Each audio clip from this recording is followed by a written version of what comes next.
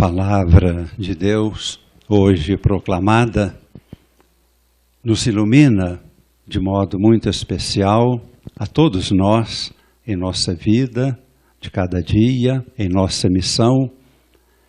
E para esta casa e para o trabalho que aqui se realiza, nós vemos de modo ainda mais especial ainda esta luz que a palavra de Deus projeta sobre nós.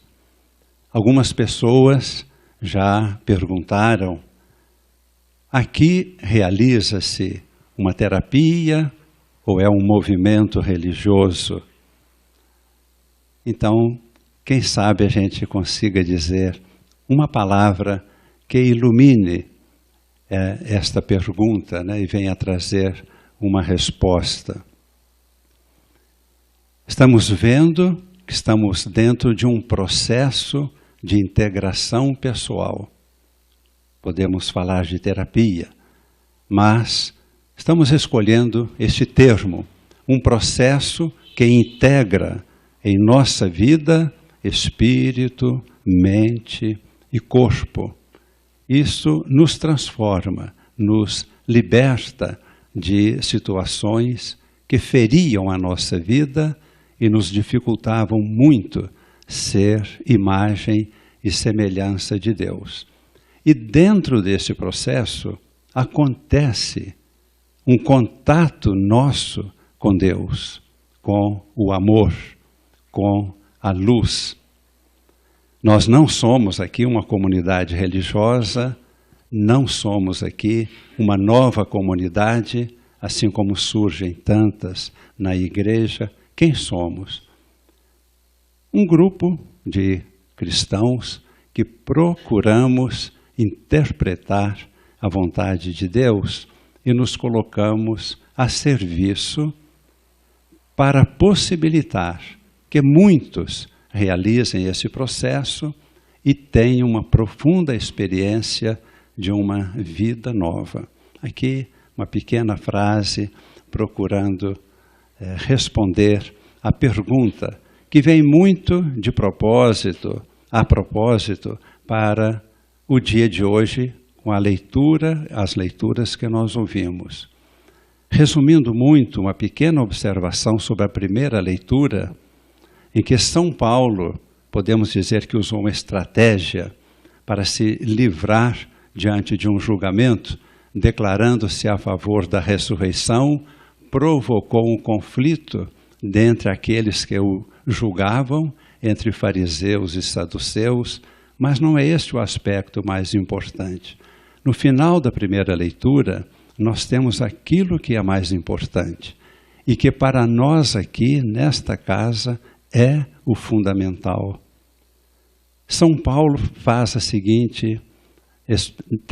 seguinte expressão: era preciso ir até Roma. De onde ele tira este era preciso? Da experiência que ele teve por ocasião da sua conversão. Cristo se revelou a ele e revelou uma missão de ser testemunha até os confins da terra.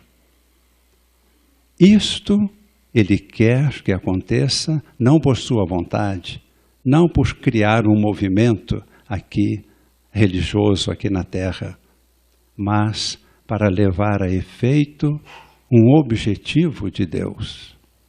Assim também, o nosso intento é discernir o que Deus quer para realizar a sua vontade. Esta observação, ela está em consonância perfeita com o Evangelho, que pode parecer que o tema seja outro.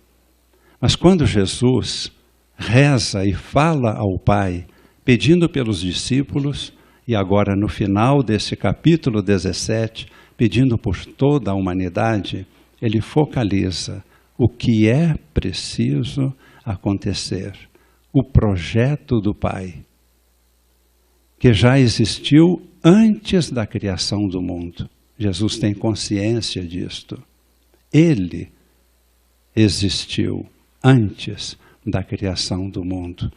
E então se desenvolve o tema da unidade e da caridade. O Pai, refletimos também terça-feira, ama o seu Filho Jesus. Jesus ama o Pai e aos discípulos, a nós e toda a humanidade. Esta linha direta do Pai até todas as pessoas da humanidade trazem e são a força da unidade. Faço uma pequena comparação, apenas comparação. Numa família, o que define a unidade da família é que todos nasceram do mesmo pai e mãe. O fato de nascer dos mesmos pais faz com que haja unidade.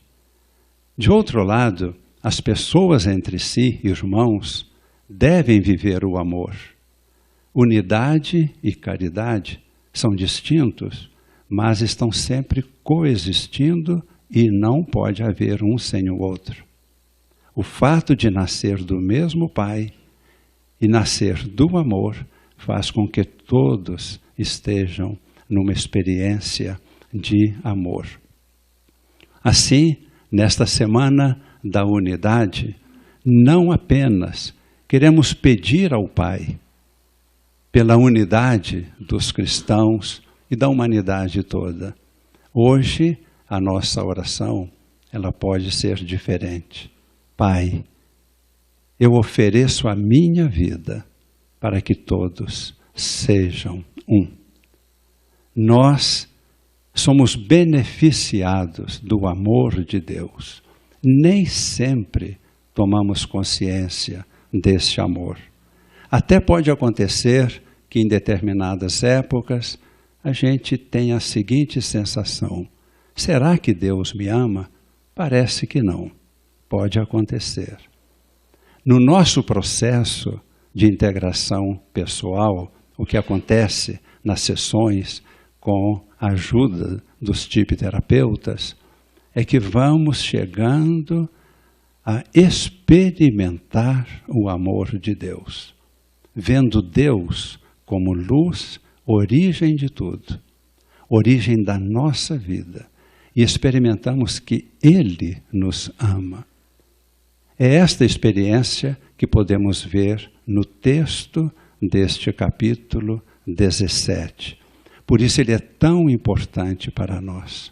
É fundamental ter essa experiência.